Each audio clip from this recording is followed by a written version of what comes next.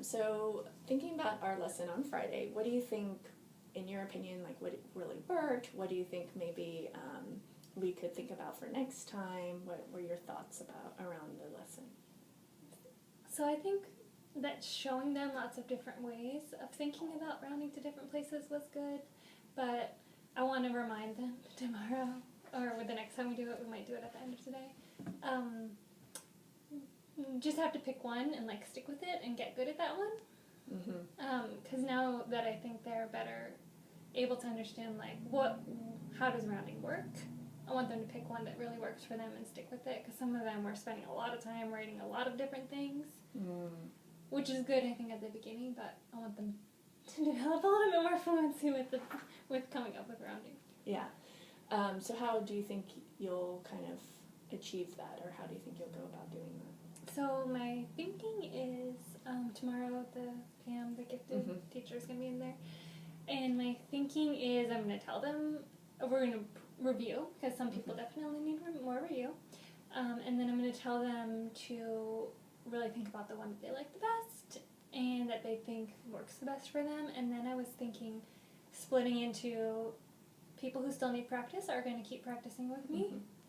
And then people who feel like they got it and they're comfortable, or I feel like they got it, you feel like they got it, we can talk about who's in which group, can pick one way, and I'll have some example problems, and I was thinking they could, because I use Educreations for word study, so they're familiar with it, they could make their own video about how to round this number, like how to answer this question, and then it has like they can narrate it, so it'll be good too to figure out their really thinking, celebrating their strategy. Yeah.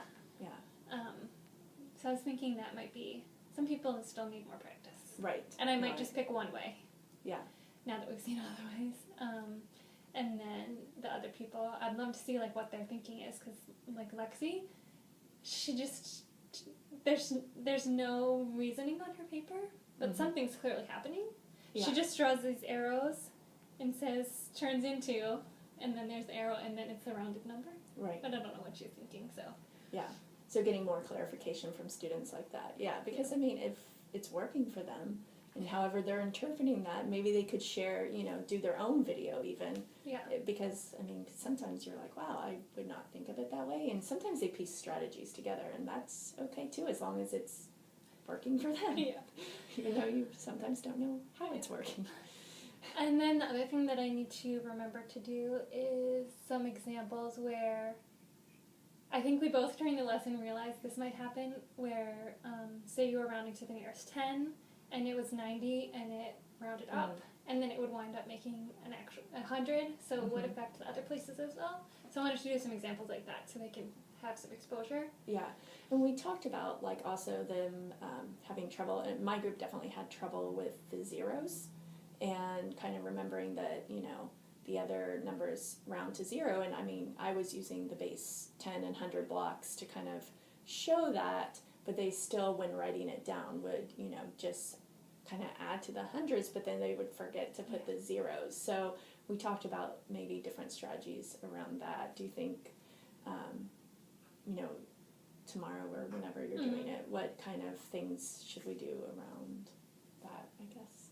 Well, I like the idea of the blocks. Did you take the blocks away from the tens and hundreds? Because you put them on top to show that it's almost full. That's what I didn't like, because I liked that because I was able to stack the the tens. If we're trying to round to your next hundreds, they stack the tens on top. Well, does that cover half or more than half? If so, that rounds up, so they actually see why it's rounding up. So I liked that piece. Yeah.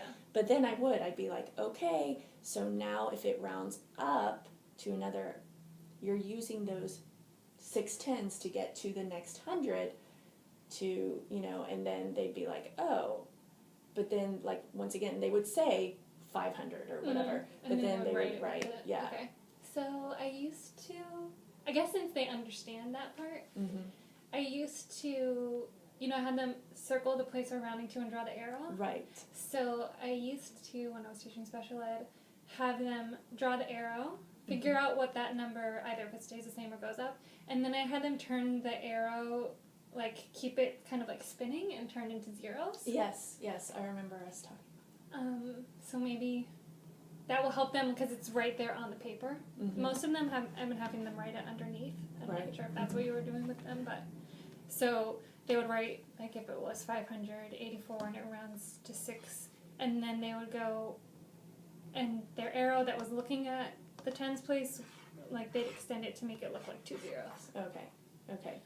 Yeah, and that, I think that's a good idea to kind of have maybe 2 strategies, because I felt like, and I get that because I've dealt with special ed too, that a lot of times going from one to the other is hard for them to transfer that knowledge.